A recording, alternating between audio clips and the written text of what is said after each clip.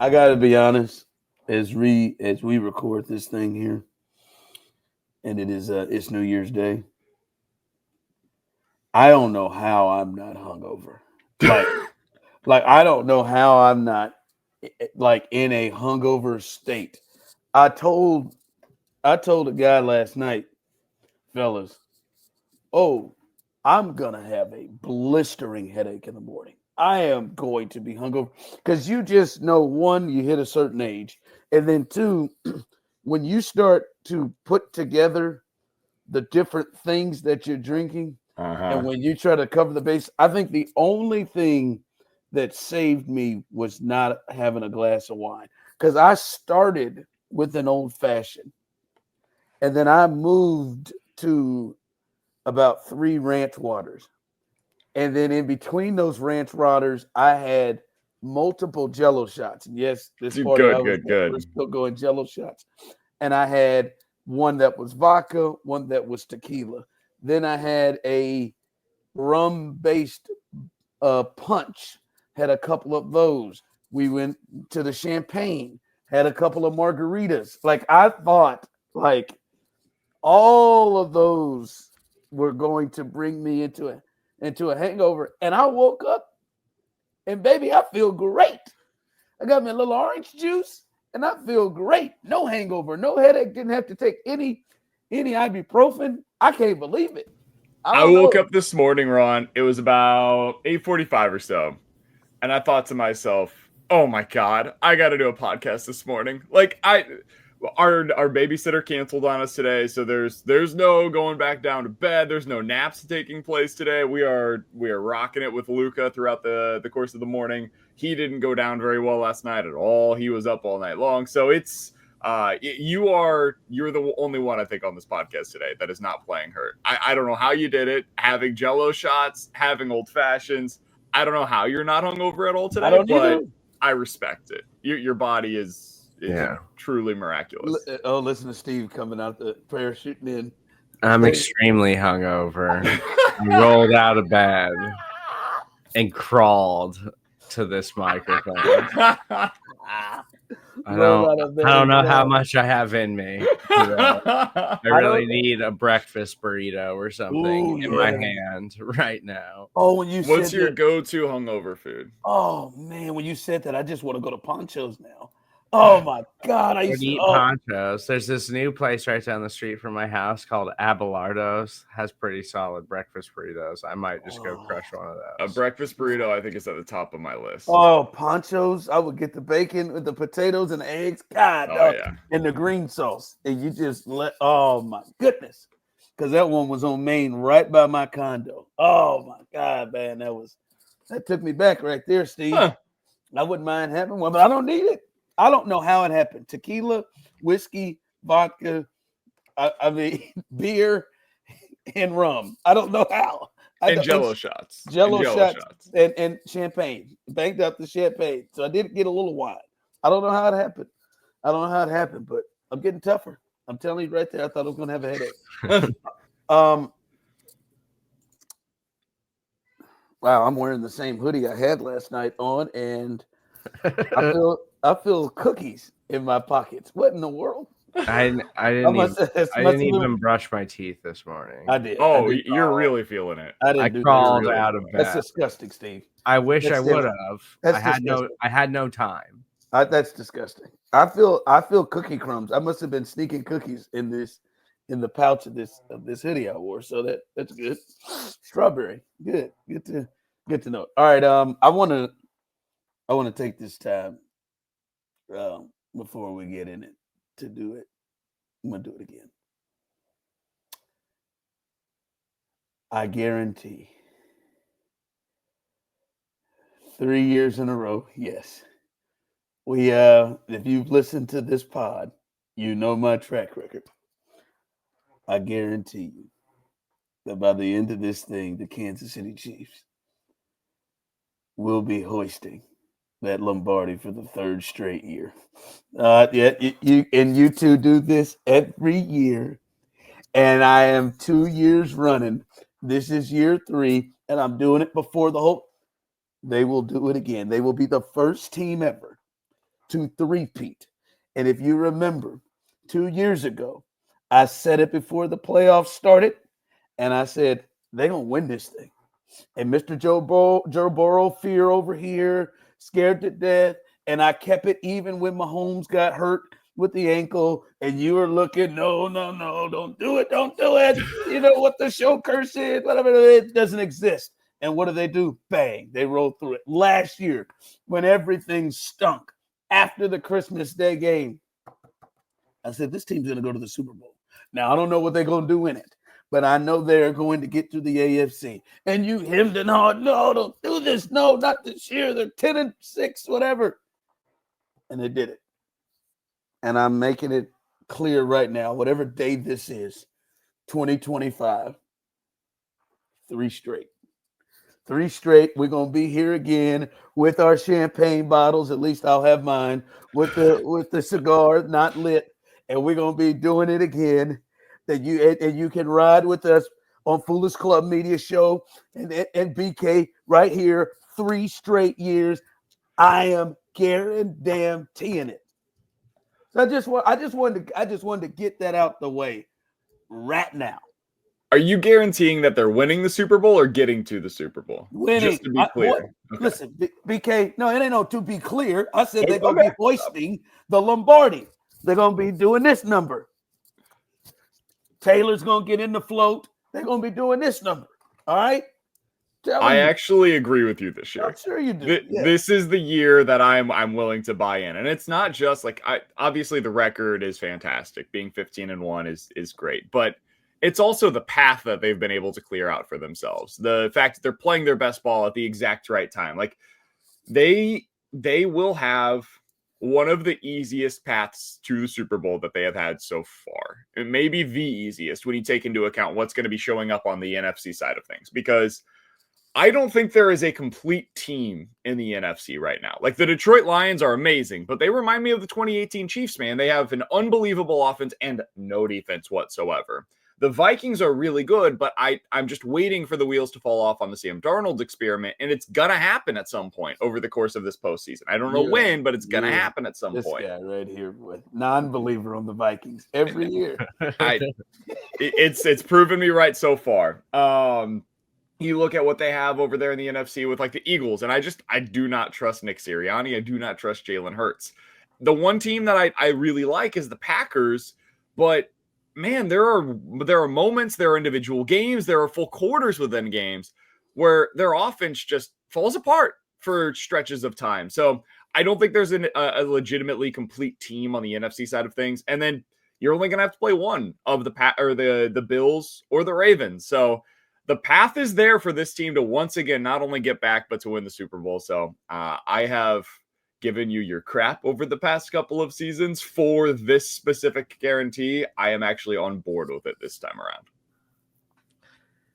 Yeah, it's not even about the record. Like, it's overcoming the injuries and having the best record, having one of the toughest schedules in the NFL, and still being 15-1 and clinching a first round bye already. Like, I just somehow, and this has been a thing for the last 2 years, I guess, but this season seems even more so, where everyone is just trying to discredit everything the Chiefs have done instead of acknowledging that they are on an all-time great run.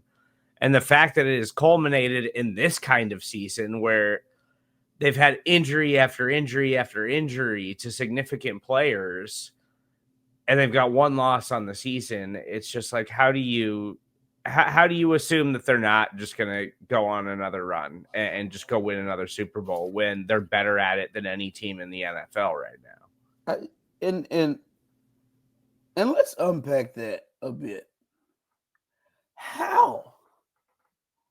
I honest to God, like, I know that they are the gold standard. They've been the gold standard. They've been the best. They've got the best coach. They've got the best coaching staff.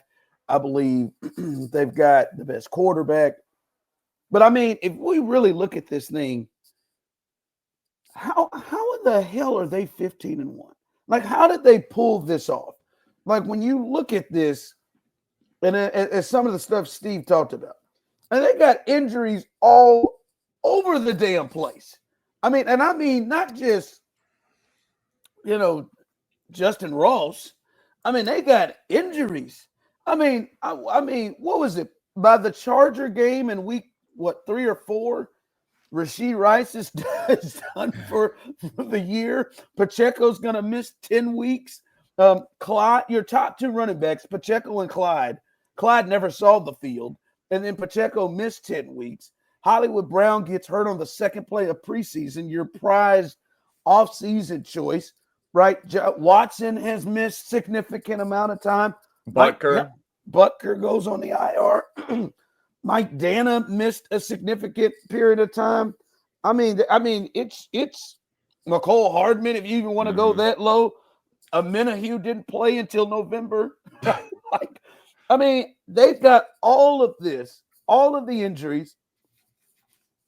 They had an issue at left tackle that might be the biggest issue that this team has ever faced in the run that they're in. That, hell, they drafted a tackle in the second round. He won out, and he didn't make it to the fourth quarter of game 2. And they had to put Wanye over there, and it didn't get much better. And then Wanye got hurt for a little bit, and they were like, oh, God, we got to get Wanye back in. They had to move their left guard out to play tackle. And then you would think, all right, with this, man, Mahomes is definite. If they're going to go 15-1, Mahomes is definitely having a top 5 quarterback type season. He's not. Now, the last 6 weeks, that's different. But he's not. No. He's got to be top 3 or 4 in the league in interceptions. He threw 8 in the first 4 weeks. He's played better down the stretch, but he hasn't been better than Burrow this year. He hasn't been better than Allen, Lamar. I'm sorry, Sam Darnold. Jared Goff. There are a lot of quarterbacks that have probably had better years than him. And you would think with all those injuries, the left tackle problem, now he's got to be playing out of his ass. He's not. He's been better. And then the defense, they took a swoon for about 3 weeks and just stuck it up and just couldn't stop. They couldn't stop the Panthers. They couldn't stop the Bucks without wide receivers. It is insane. And every team is gonna play their hearts out against you because this is the game that everyone circle that they want to win. They played every day of the week except Tuesday. How in the hell? 11 one-possession games, and they won them all, almost. No, they did. They won them all. Yeah. They're 15, and how in the hell did they pull this off? I know how great they are, but it is still nuts to see how they've done this. To me, when we ask the question how they do this, so much credit, first of all, has to go to the coaching staff just to make it possible, right? To put them in the position to be able to do it. I also want to give a little credit to Brett Veach. We typically talk mostly about Brett Veach around the time of the offseason, or when we get into the season, it's typically revolving around, hey, what's he going to do at the trade deadline? Dude, he gave this team so many outs. When you're playing poker, you just want opportunities, right? And you want different outs. The Chiefs had so many different outs. You look at the left tackle spot, Ron. First, it was Kingsley. Then it was Wanye. Then they bring in DJ Humphries. Then they have the opportunity to move Joe Tooney over to tackle because they have somebody in Caliendo who, while not great, and I do believe is a liability if you get into postseason play, is capable of starting for this team a few weeks as they need it. You look on the defensive side of the ball, just the number of guys that have rotated through that defensive backfield in particular, and just trying to find solutions to the problem at number 2 corner. And ultimately, they've done a pretty good job of papering that thing over, man. And some of that is certainly Steve Spagnuolo, one of the best defensive minds that we've ever seen. A lot of it, though, is just having the talent. Jaden Hicks was a guy that they did not have to draft in the 4th round. But he was the best player on their board, and they said, you know what, this guy's too good for us to pass up at this point in the draft. And now he's a critical component to a defense that's about to go on another run to the Super Bowl this year. So I think that sometimes it goes underrated. Look at the running back position, Ron. You mentioned Isaiah Pacheco and his injuries this year. He brings in Kareem Hunt. He brings in Samaje Perine after the cutdowns. They had Carson Steele already. Like, the dudes that carried the load for them as Isaiah Pacheco was out this season, they weren't on the roster in March. So what we have seen just from a general manager perspective, it's been so impressive over the last few years. And this is as impressed as I've been with what Brett Veach has been able to do for this team. Serda, they got 3 kickers who all made game-winning field goals at the buzzer. Like, what in the hell? What in the hell is going on around here? They didn't just drop a couple of these. I mean, you know how good 13-3 would be right now? I mean, it's a hell of a season. I think 13 wins was the 1 seed last year with the Ravens. But no, man, they don't lose any. It's crazy. And the AFC is really top heavy. Like, I think there's only 3 good teams in the AFC, and the NFC there is a little bit more competitive. But yeah, that's really where it starts. Like, obviously the coaching is a huge reason why they're here. Obviously Mahomes elevating his play compared to the first half of the season is a huge reason why they're here. But it's the Chiefs continually being able to find answers roster-wise and cost-effective moves and being able to identify guys that can come in, fit the scheme, or do whatever, but then drafting and developing. And I've seen people talk about, like, oh, this year's draft class isn't as good as the last few years from the Chiefs, which, like, Worthy and Hicks, like, that's a good draft class. Any draft class in the NFL, you get 2 contributing players, 2 starters, like, out of any draft class. That's a pretty solid draft class for most teams. It's just that the Chiefs had 3 drafts in a row that were insane, like, where they just, every person that they drafted seemingly wound up becoming a contributor in some way. So they're held to a higher standard, but, like, this draft class is fine. And it still has potential. Like, maybe Jared Wiley turns into something once he's back and healthy next season. Maybe he's clearly going to. Yeah, maybe Kingsley eventually turns into something. Like, this draft class could still be fine, but at the very worst, you've already gotten everything you need from it in Xavier Worthy and Jaden Hicks. Like, you only need a couple of picks to hit, but it'd be nice to get like 4 or 5 of them. It's just really hard to do that in the NFL. And on that note, Ron, you mentioned Worthy, so I wanted to kind of pick up there. You asked the question of, like, how they do this. There's something around March every year where you get to the NCAA tournament, and the question is, like, who's playing their best ball at the right time, right? It's not just who had the best season. It's also, like, are they playing well at the right time to be able to get through this tournament that's about to take place? And for the Chiefs, what impresses me so much about them, and it's just become a thing, and Andy is really good at this. He gets his team to peak at the right time. If you look around the AFC, man, look at the teams. Like, you cover the Texans day-to-day down there, Ron. They peaked too early. Like, they peaked early in the season, and now they are a shell of the team that we saw earlier this year. You look at the Pittsburgh Steelers. They peaked too early. They were a really good team earlier this season with Russ behind center. They have not been that same team lately. I would even argue the Bills peaked a little bit too early this season. Meanwhile, you look at the Chiefs, and you can just look at Xavier Worthy as the perfect example of this. They are peaking at the exact right time. They are incorporating him in the offense in ways that they had not been 2 weeks ago. And a lot of that is because Hollywood Brown is out there now. That's part of them peaking at the right time. They have found the role that they need DeAndre Hopkins to play. The defense is finally finding answers for their number 2 cornerback situation.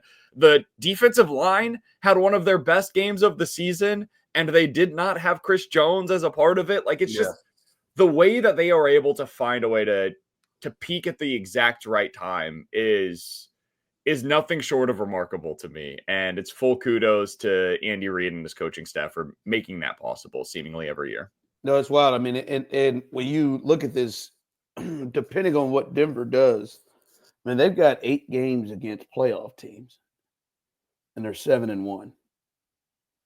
And I mean, and so it's to Serda's point, they've played a lot of really good teams too. It's not just they've been able to chill. And some of these games, like the 49ers were, especially at the time they played them, were, a team that you thought was playing at their best. The Falcons probably playing at the best they played all year, and they, went on the road and won those games. It is what I mean, all the stuff that we're talking about, Brett Veach and all that gets credit, and is a big part of it. They clearly got that when you step in the building, like there is just a different level of belief or expectation, whatever happens. Like I got to imagine, like a guy like Hopkins, as soon as he stepped into the building, it's a different feel than whatever the hell he was going on in Tennessee or Arizona or Houston. I'm sure, like Kareem felt a complete difference. Like they've got that culture, whatever the cool names we give, they've got it. That like there is a different mindset from them and what they're thinking through the whole building to any other team in the league. It's what the Patriots used to have, right? Yep. Like not only the guys that come in that are new to the system, but also guys that are in the system that leave for opportunities elsewhere and then come back and become the player that they previously were. Like you look at what Kareem Hunt was for this team this year, right? He was not this guy recently for the Cleveland Browns. He is a better version of himself with the Chiefs than he was in Cleveland at the end. Kareem won't be sitting on a couch waiting for somebody to call him, because now that people have seen him, they think, oh, you can do that. When he was in Cleveland, you thought maybe it was over. McCole, that was him last year, right? Like this year, it wasn't the same guy, but last year he was the player that went on to play for the Jets and gave them literally nothing, and then came back to the Chiefs and was a key component to them ending up winning the Super Bowl last year. So like it's all of those things, and there is something about being in that Chiefs locker room right now that they are doing the thing that the Patriots used to do, and they get the most out of all of these guys. They maximize their talents. And it's the old Bill Belichick saying of like, don't tell me what a guy can't do, tell me what he can, and I'll get the most out of him. That's what the Chiefs are doing right now. They are finding a way to maximize the talents of these players, even when they have deficiencies. Look at the secondary, dude. Look at what they're getting out of these guys in the secondary right now. Roland Wallace started last week for them and played a key role. And I have no idea if he's good or not, but in this defense, he's every bit as good as they need him to be. Well, everybody has been better than 27. I mean, seriously, like within what you have to do. So like, that's been a big help again. And I'm going to move off this. It doesn't even make sense. Like they don't have any skilled person close to 1,000 yards. I mean, Kelsey at 823, like he needs 2-3 games to do that. At 823 is the closest. Kareem's at 700 yards. I mean, they don't have anybody close to 1,000 yards. Like it's insane. Patrick Mahomes isn't even going to throw for 4,000 yards this year. Oh, he's at 26 touchdowns and 11 interceptions. Yeah. And they're 15-1. It's nuts. All right, let's kind of tackle this, because obviously this pod's going to be a little different. We're not going to waste our time breaking down the Denver Broncos and I mean, really breaking down the Denver Broncos against the practice squad Chiefs and Carson Wentz. But so this pod's going to be a little different.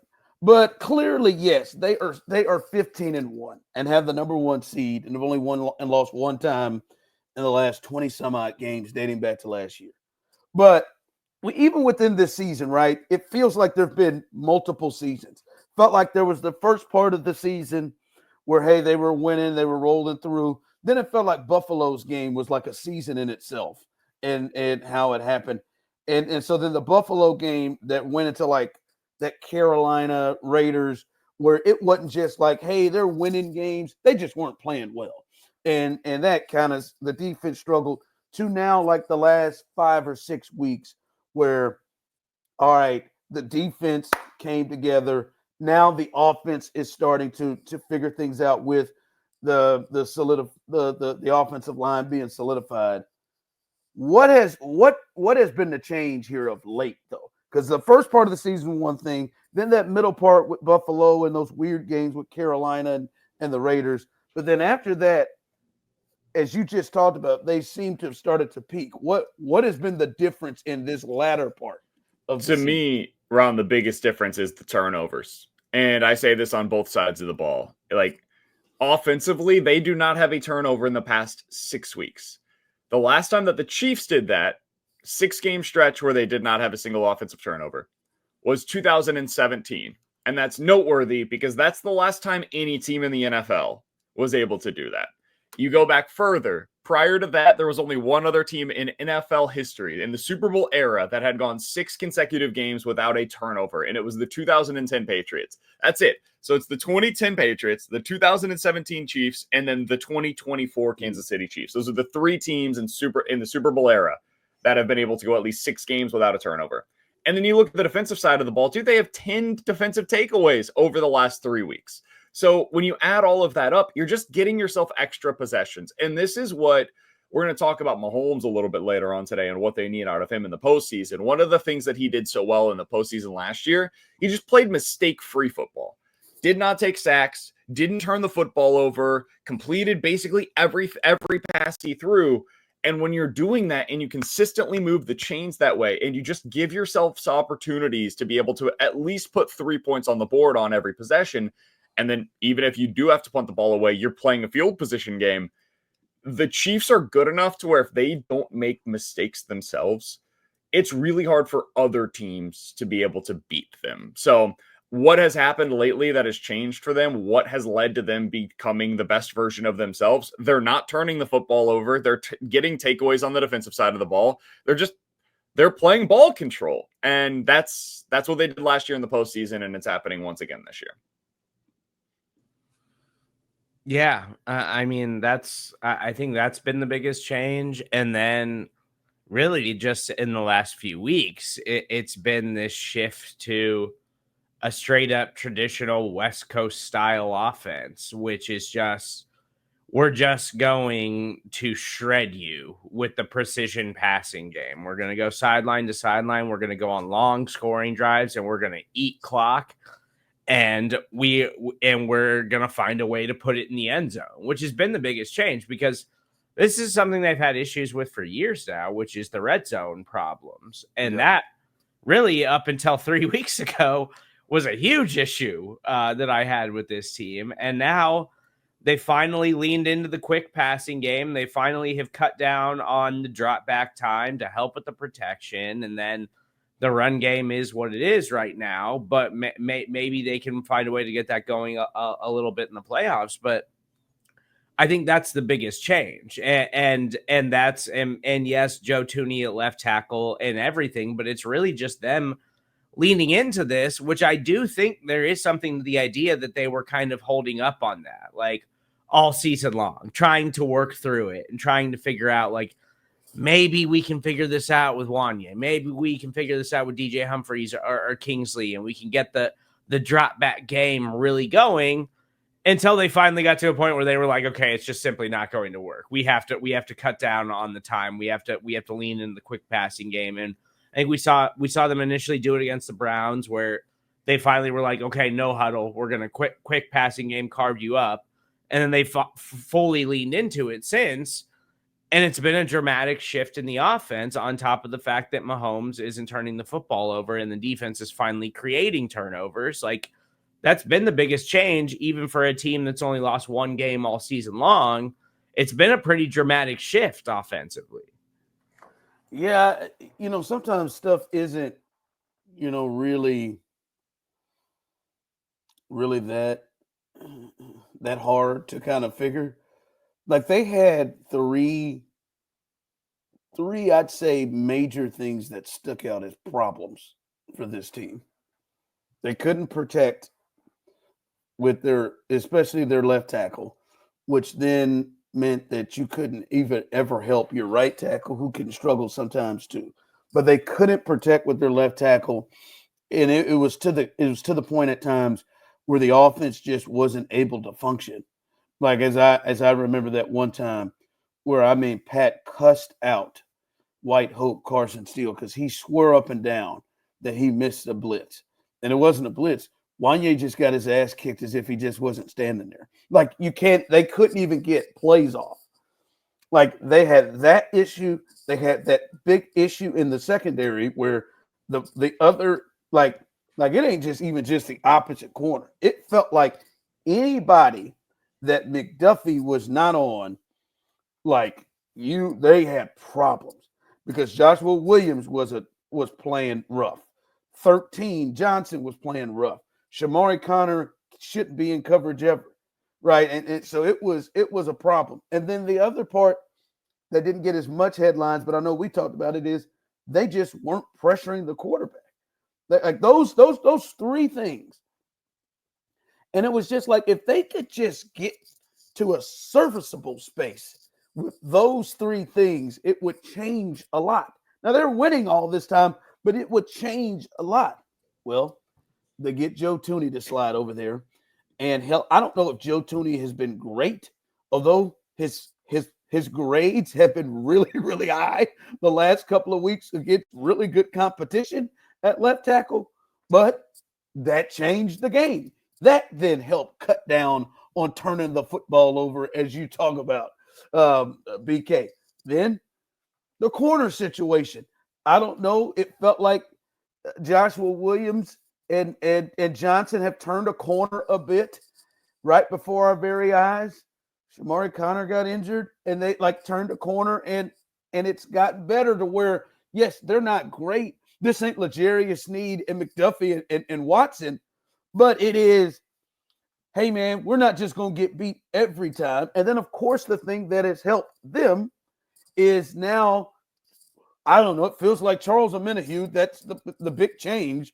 Charles Omenihu changed. George Karlaftis has turned it up, right? And now, now they're pressuring the quarterback, which is leading to those turnovers you're talking about. So those three things stuck out throughout the season of, hey, man, they got problems. They can't pressure the quarterback.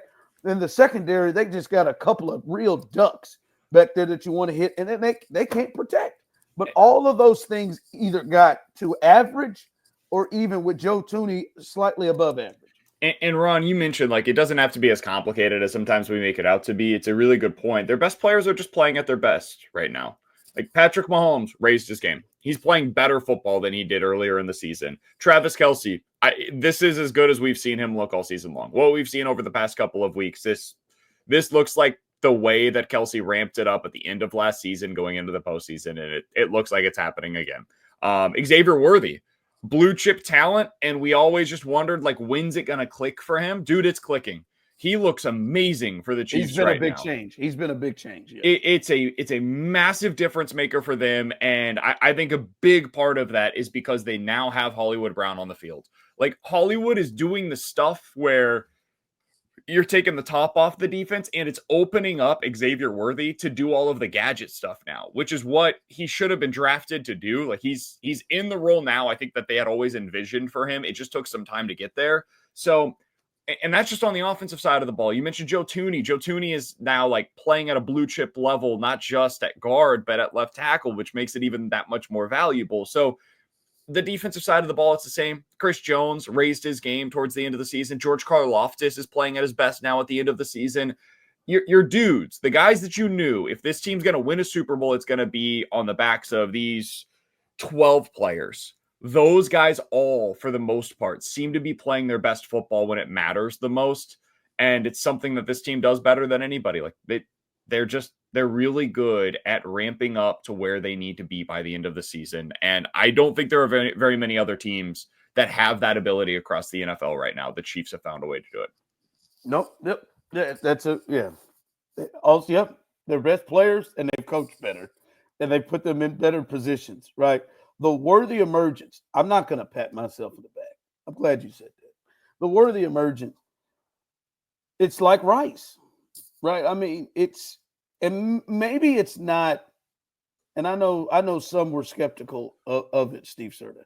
And it's not like I don't know that the impact has been as great as Rice, because it felt like down the stretch from Rice, it felt like Rice had 100-yard games. It felt like he was getting into the end zone. Hell, I guess Worthy's been getting into the end zone a lot here lately.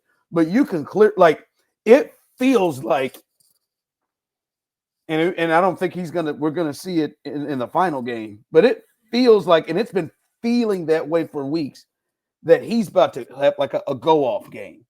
Like he's about to have a 7 or 8 for 150, right? Like they get him 11 targets 2 games ago. This last one, he had 80 yards or so and a touchdown. And they had found like a way to use him to where it's not just down the field. And I think Hollywood allows that as well. But it's not just down the field. Like it is clear. Hey man, let's get it to him quick. And it is, and we'll see if teams take away. But he is an easy. Like if you tell me right now, almost what is the play if the Chiefs need 5? Like it feels like that quick pass right to him. Like it's at least 5. Like I mean, it is like they have done that on early downs to get to 5 to 7 yards, like so easy. And I mean, it's and so they've expanded him. And he's the one where it feels like there is a go-off performance. I think Rasheed may have had one of those down the stretch, or maybe even a couple of those, which I think his growth was a little bit faster and better. But it feels like I would not be surprised when these playoff games they hit Xavier Worthy down the field for one of these to go along with the man. He's just banging out 7, 8, whatever. That he's getting a touch. So his emergence has been enormous. That to me is the next level for him, Ron, what you just mentioned. Like, because he is involved in everything. One of the things that I really like that they're doing with him now is those kind of the hide route where they'll do a bootleg. And so it's play action. They roll Mahomes out going the other direction. Coming across the formation. Worthy's coming across the formation behind the offensive line at the snap. He's coming in motion. The Rams do this as well as anybody. They use like Cooper Kupp and Puka Nacua on those routes all the time. It just gets them into open space, and then boom, they're ready to go with the ball in their hands. Worthy has been getting some of those lately, and he is so good on them, man. He is a nightmare because those linebackers have to track him, and you can't match up speed for speed with a linebacker against Xavier Worthy. So they're doing some of that. They're getting some RPO games going with him as well. They lined him up in the backfield for that catch the other day. Like they're finding new and interesting wrinkles to get him involved in the game plan. And the next level of what they're going to get out of him, they're going to connect. We've said it all year. I don't know when it's going to happen. I don't know who it's going to come against. I hope it's the Bills, but they're going to connect on one of these deep shots to Xavier Worthy. And then he's going to have those 7, 8 catches, which is what he's had previously for, 10 yards a pop. And then boom, here's one for 65 over the top that he just beats everybody. And now you have a 9 catch day for 140 yards and 2 touchdowns. And he truly announces his presence as a game-changing threat, the likes of which really, like, we're talking not to the same level, but the style of player, it's that Tyreek Hill, Deshaun Jackson element to the offense that the Chiefs have been missing.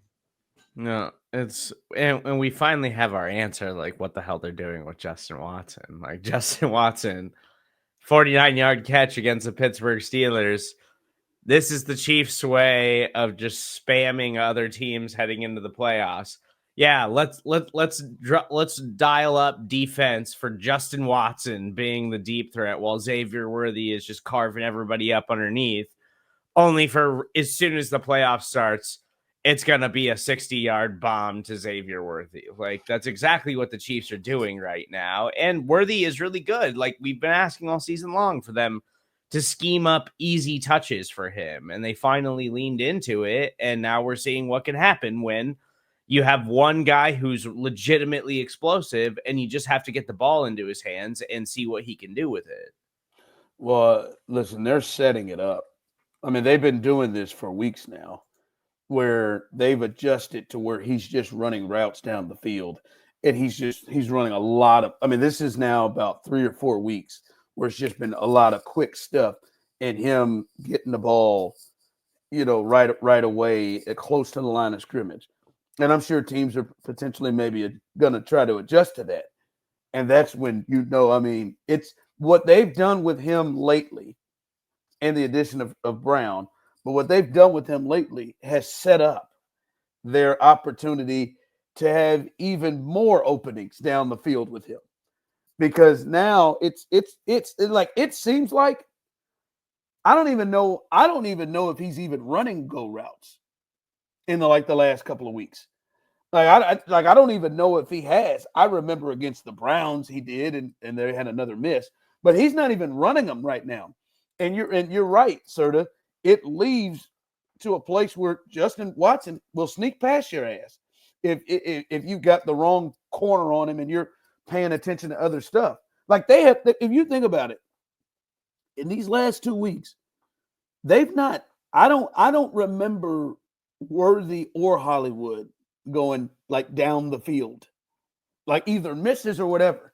They haven't not even for a target. that. Like they do it, but Yeah. they're not targeting them right now. And Ron, on that point as well, like you mentioned Rashee Rice earlier and how it's similar to the ramp up period that we saw from Rashee last year, where he just continued to get more and more involved in the offense. One other similarity between the two is the snap counts that we're seeing from Xavier Worthy right now. He is the only full-time wide receiver in the offense. Excuse me. It's him at 85% of the routes, or at 85% of the snaps, and then it's Juju Smith-Schuster at 50%, and DeAndre Hopkins at 47%, and Hollywood at 40%. It's crazy how they're using Hollywood Brown. I kind of love it. He's in there for like 25 snaps, and they target him on 10 of them. Like when he is in the game right now, they're like, okay, all of the Hollywood stuff that we had that we wanted to get out there earlier in the season, let's go ahead and put that on film now to make sure that teams are having to prepare for it. And then we'll have all of our counters off of that once we get into the postseason. But it's so impressive that Worthy has just become the number one wide receiver on this team. And it has taken place really over, like, basically since that Buffalo game. That Buffalo game seems to be the turning point of the season of they lose that game and then they just go out there and they change everything about what they're trying to do offensively. And it's working. It's working to a really high degree. It's crazy. It all, like, for last year for Rice, it all changed around Thanksgiving, which kind of similar here. He had the big game against the Raiders, and then you could see the targets going up. He's got an 8 for 64, 7 for 72, 9 for 91, and then in the playoffs, going towards the end into the playoffs, like the final game against the Bengals last year, he's 5 for 127, then 8 for 130, against the Dolphins. It is a similar kind of a route. It's actually closer than I even thought it was. Similar type of route to what you're seeing from Worthy this year. And they're such different players and they're utilized in such different ways, but the ramp up period, the targets, like the usage in the offense, it's all very similar in the way that they've gone about it. But the crazy thing is, here of late, though, it feels like Worthy is being used almost in a similar way. Right? Like maybe not as much. It's maybe not as much in the middle of the field as Rice was, but it is near the line of scrimmage. Yeah, it's the yak stuff, right? Yeah. It's the classic, Serda mentioned it earlier. It's the classic West Coast offense stuff. Like they're going back to a lot of their roots. And some of that is West Coast. Some of that is just like the RPO game that we really didn't see a whole lot over the last couple of seasons as much. They're going back to some of those things, especially since they've gone to Joe Thuney at left tackle. I think that's been something that's really helped them. They're going up against a couple of teams over the past few weeks that are very man heavy. Like they play a lot of man-to-man coverage. And that's something that has given the Chiefs hell over the past few years. And now they just have man beaters like Hollywood Brown getting open against man, Xavier Worthy getting open against man, including press coverage, which was always the big question about him. Like he's dealing with the physicality well. It's crazy, man. You asked the question earlier of how are they doing this? Yeah. We have all of the answers as to how, and still it just kind of boggles the mind that they found a way to do this to this degree. Yeah, he's got 31 targets in the last 3 games. Okay. He's got 9 and 11 and 11. Like those are his last 3 games. Like clearly, and he scored in 2 of them. And there's meat on the bone. All right. As I said, man, we're not going to break this thing down, but we already know that it is announced that the Chiefs aren't going to play top starters. So, but this isn't college, so they don't have 90 guys. But I do expect to see some guys that are inactive, and they'll bring some guys up on the practice squad. But there will be some guys like, I don't think Worthy plays or Hollywood plays, but I mean, I think Jaden Hicks probably plays. Um, I think, Roland Wallace, as you talked about, probably plays. Some others. I don't think Nick Bolton plays, but I think maybe DJ Humphrey plays, which is a big deal. What is there anything you're looking at in terms of this final game where we know there's not going to be Mahomes or Kelsey or Jones or Worthy, I would expect, or any of those guys? Was there anything that you're looking at? So first of all, you mentioned you don't think that Hollywood's going to play. I think he should. I would like to see him get at least a couple of drives in this one, just because, like, man, even since he's returned, he's had like 20, 30 snaps tops. So I just want to see him continue to ramp up, get more and more of those football activities. So I wouldn't mind seeing him go out there and get a few drives. But beyond that, the number one thing that I think everybody's looking at is, what's the plan on the offensive line, man? What's it going to look like? What is their plan at left tackle? Do they play the starters in this game at all on the offensive line? You're going to have to play somebody most likely. I think Humphreys gets the start in this game as long as he's healthy enough to do so. And if he does, I kind of would like to see them have Humphreys out there with Joe Thuney at left guard. I wouldn't be mad at that. I wouldn't be mad at that. If that is on their mind, like, to me, the more I get it, I can't. I can't go back. Not to go Kamala Harris. I don't want to. It is hard for me to get in the mind to go back to what that is. But if they're seriously debating it, which I know, Brandon, you think that it's at least a conversation. I'm going to assume it's a conversation. As Serda said, they did give DJ Humphreys pretty good chunk of change to come in more than usual when he did. So if that is the case, I would if you're going to do it, I would like to see those guys up front have more than just whatever they had against the Chargers. It would be nice for them to have played together for a quarter or something. So yeah, I could see that. That's the thing. It doesn't have to be the whole game. Like, you can get them few drives, 2-3 drives, get them out of there at halftime at a minimum. I might need DJ Humphreys to go the whole way. Just because you have, I'm talking about like Thuney being next to him, and I don't think you have to play Creed Humphrey. Like, I just think it has to be the guy that is next to DJ Humphreys that he needs to develop some of that chemistry with. I would like to see that. The other thing is, it just gives you more of a 1-for-1 comparison. All right, what does the DJ Humphreys and Joe Thuney combination look like on the left side compared to what we have seen previously with Joe Thuney and Mike Caliendo? So I would like to see it for this one. Get an opportunity to find out where you're at with them. Beyond that, like, some of what I'm curious about, Ron, is more big picture stuff, and I'm talking like 2025 stuff. So Nick Bolton probably going to be sitting this game out. What's Leo Chanel look like if he's just in a full-time Mike linebacker spot? I kind of want to see it, because they have a decision to make this offseason on whether or not they bring back Nick Bolton on what is likely to be a massive contract. So let's see what that looks like. What are they going to do at right guard in this game? Because Trey Smith is up for a huge extension this offseason.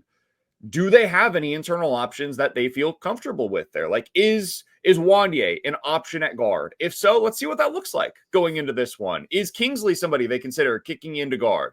If so, again, let's see what it looks like. So some of what I'm watching in this game, Ron, is less about, hey, what does this mean for the postseason, and more about, okay, big picture wise, when they have these huge decisions to make in the offseason, what are they going to do? Jaden Hicks, same thing. Hey, if he is in not just like a niche role of, hey, you're going to play 30 or 40 snaps defensively, what if he's a 100% snap guy and he's just in the Justin Reed role? What does that look like for them going into 2025? So those are a lot of the things that I'm going to be looking for in this game, is finding out what the young guys do in more expanded roles.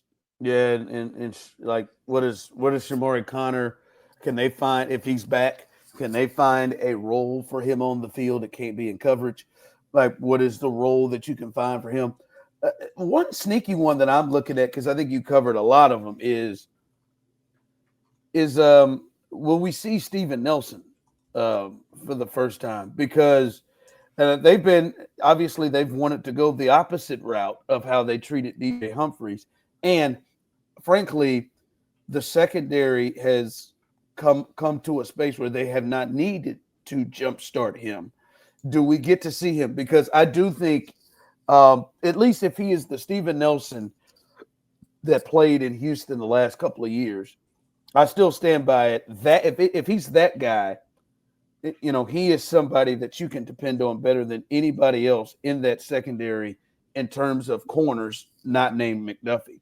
So do we see him and see him get some run to potentially see him being on the field when the playoffs come and get reps, because he just hasn't been on the field yet. So that's the other part. Who's running the football?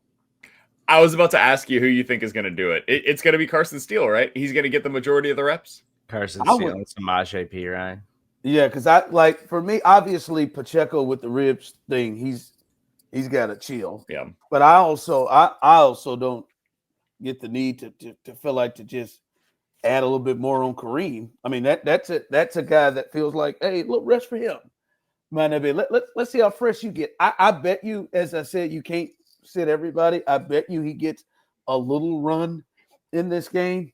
But that's just the thing. Is, by the way, any certain, I'll let you to any interest in old Carson Wentz. I'm kind of because Carson Wentz is a quarterback who has had success before, who has shown capability. I'm just curious to see what they have in him, because it was like when Chad Henne came in, you knew Andy Reid was getting the most out of Chad Henne, and Chad Henne wasn't going to put you in a bad position.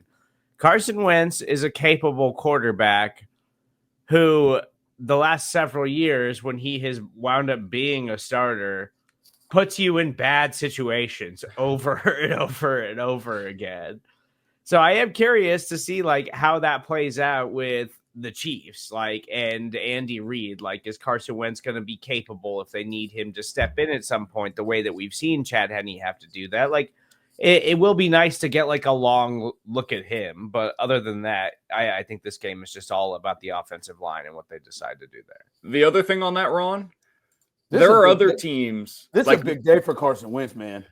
You look at what McVay has done with some of the quarterbacks that are kind of on that rehabilitation of their image tour, right? Or what Shanahan did last year with Sam Darnold. These guys, when Minnesota is a team that's doing this. Minnesota, LA, San Francisco seem to be the three spots that you go to if you're a former top pedigree prospect that has lost your way and you need to earn another opportunity as a starting quarterback in the NFL, right? You go there, back up their quarterback for a year, and then you're going to get another opportunity elsewhere.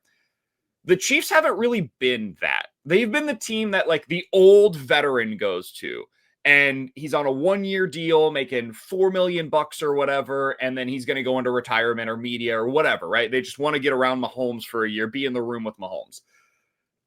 Carson Wentz is really their first opportunity to delve into this kind of a market. And when you're in this kind of a market, it does present a lot more upside.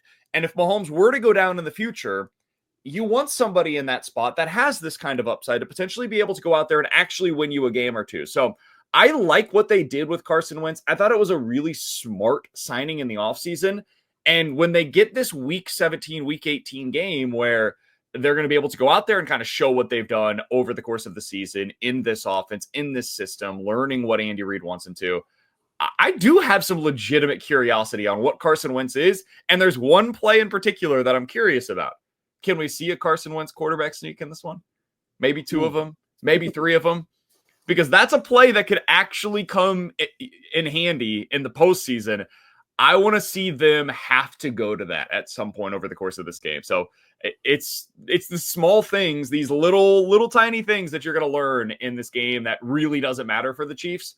That's one that I'll have my eye on for sure. Listen, it would not surprise me if he was the best quarterback on the field. And I know Bo Nix has played well. I have, first off, it's never been a talent thing. I think he's probably just physically still even at 31, 32, still physically more talented than Bo Nix. It's just honing it. And we've seen in this offense, Doug Peterson, when he hones it, I mean, he had an MVP-worthy year, a couple of years, to be honest with you. And they're not afraid with him. The time that we've seen him the most was is the Cleveland game. And I mean, he comes out and he whips 2 big throws in that game. Like he gets Hopkins for 1, he gets Worthy for 12 yards coming across. I want to see what Carson Wentz could be, and not really as much for this year because I mean the Chiefs are dead if he has to come in, but I mean, like, just to see what they have. I trust that we see a different dude that's been in this system with this coaching, with this expectation, than we've seen from the guy who was stinking it up at the end with Washington and Indianapolis the last couple. The crazy thing, have you looked back at what Carson Wentz did for the Colts back in 2021, his last full-time starting his numbers experience? weren't that bad. It was just a locker room thing. Yeah, and guys clearly just didn't like him. He had lost the locker room, all of those different things. He had a pretty good season, dude. He had 27 touchdowns and 7 interceptions. Yes. Mahomes has like 26 touchdowns and 14 interceptions this year for the Kansas City Chiefs. Like 11, but yeah, I hear you. What he was able to do that season, and the fact that he has just never been able to get another starting job is kind of wild. But yeah, I'm curious. I'll be interested to see what he's able to do for the Chiefs this week. Serda, let that man come out here and get you 320 with these receivers. Let him get you 320. If he does that against this defense, he's starting somewhere next year. I'm just saying, he's gonna try. He's not afraid. Like, we know that about him, at least. Well, and they're not afraid. Right, and they're not afraid. Hell, they were throwing it with him in the fourth quarter, 21-7 against the Browns. After Mahomes had just gotten injured. So yeah. All right, fellas. This is it. Last week. I'm not doing predictions for this game. Come on, man. You gotta make a prediction for this one. I'm gonna go 17-13 Chiefs. You got them winning. Yeah, I'm not making. I think they can do it. This game. I'm not doing. I think they can do it. I think Andy's gonna spoil the Broncos. I think the Broncos win 24-10. Yeah, sure. I'll go with both of you guys. Okay. It seems tough, but I agree. respect I the honor and dignity in that response. I agree with both of you guys. All right, next time, boy, they got a long wait. We got a long wait. I mean, January 18th, January 19th, the next time the Chiefs will play a game that matters. But we got you right here on Show and BK. We are out.